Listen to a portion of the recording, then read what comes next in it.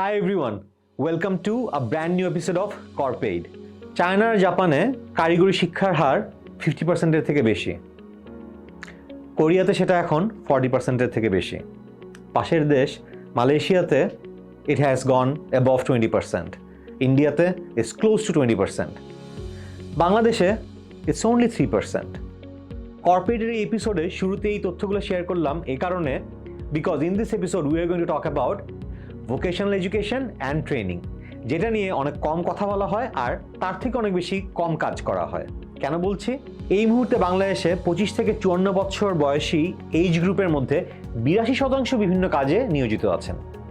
তাদের মধ্যে দক্ষতা আছে এমন পার্সেন্টেজ হচ্ছে গিয়ে only 6.73. The rest 50% has little bit of skills. Imagine বাকি 40%-এর কোনো স্কিলস ট্রেনিং নেই। 2025 সাল নাগাদ আমাদের দেশে আরও 8.87 লাখ শ্রমিকের একটি ওয়ার্কফোর্সের প্রয়োজন হবে।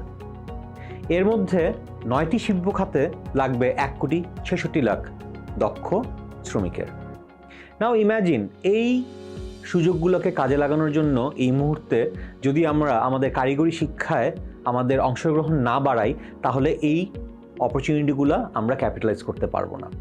শুধুমাত্র প্রথাগত ইউনিভার্সিটি ভিত্তিক যেই শিক্ষা কার্যক্রমগুলো আছে সেগুলো দিয়ে কিন্তু আমরা আমাদের দেশে এনাফ এন্টারপ্রেনারও তৈরি করতে পারছি না। আপনি যখন কারিগরি শিক্ষায় অংশগ্রহণ করে একটি বিশেষ দক্ষতা অর্জন করবে তারা কিন্তু পরবর্তীতে শুধুমাত্র চাকরির ক্ষেত্রে নয়, নিজে একজন এন্টারপ্রেনার হওয়ার ক্ষেত্রেও ভূমিকা পালন করতে পারবেন। You look at the countries who are rapidly growing in their economy. China, Japan, Korea, এই যেসব দেশের কথা আমরা বলছি এখানে তারা তাদের জনশক্তিকে দক্ষ জনশক্তিতে রূপান্তরিত করার মাধ্যমেই তারা কিন্তু এগোতে পেরেছে। এর একটি বড় কারণ হচ্ছে গিয়ে এখানে এই দক্ষতা অর্জনের মাধ্যমে এন্টারপ্রেনার্সও কিন্তু অনেক বাড়ছে। আমাদের দেশে আমরা কিন্তু এখন পর্যন্ত এন্টারপ্রেনার বৃদ্ধি করার ক্ষেত্রে একটা বড় চ্যালেঞ্জ ফেস করতেছি। এই চ্যালেঞ্জটা অতিক্রম করার জন্য একটা অনেক বড় হাতিয়ার তৈরি হবে কিন্তু যদি আমরা আমাদের কারিগরি শিক্ষায় অংশগ্রহণ বাড়াতে পারি।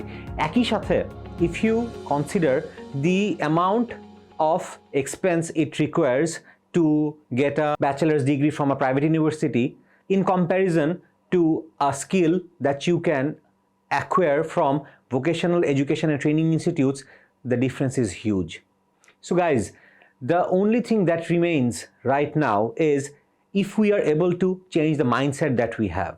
আমরা কিন্তু এখন পর্যন্ত চিন্তাভাবনায় আমাদের ওই প্রথাগত প্রাইভেট ইউনিভার্সিটি থেকে একটা ব্যাচেলার্স নিয়ে চাকরির জন্যই সবসময় চিন্তাভাবনা করি। বাট আমরা যদি একজন এন্টারপ্রেনার হওয়ার কথা চিন্তা করি, আমাদের লাইট ইঞ্জিনিয়ারিংয়ের ক্ষেত্রে বাংলাদেশ কিন্তু অনেক এগিয়ে গেছে, আমাদের সিরামিক ইন্ডাস্ট্রি অনেক এগিয়ে গেছে। এই জায়গাগুলোতে কাজ করার জন্য আপনি খুব সহজেই এলিজিবল হয়ে যাবেন যদি if you get a skilled training from these institutes. আমাদের দেশের মোট কর্মসংস্থানের 20% হচ্ছে গিয়ে শিল্প খাতকে ঘিরে। তো এই শিল্প খাতকে ঘিরে যে আমাদের কর্মসংস্থানের অপরচুনিটি সেটাকে যদি আমরা আসলে কাজে লাগাতে চাই আর আমরা যদি বাইরে থেকে আমাদের রেমিটেন্সের ইনফ্লো বাড়াতে চাই তাহলে কিন্তু আমাদের একটা দক্ষ জনশক্তির প্রয়োজন। আর এই দক্ষ জনশক্তি বলতেই আমরা বুঝি হচ্ছে গিয়ে যে you have a specialised skill. So এই দক্ষতা অর্জনের জন্য সবচেয়ে সহজতম পদ্ধতি হচ্ছে গিয়ে যে এই বিভিন্ন ইনস্টিটিউট যারা আছে who are providing vocational education and training সেখানে অংশগ্রহণ করা। Thank you guys. I hope this video will be able to shift your mindset more towards vocational education and training and help you build a great future. Thank you so much.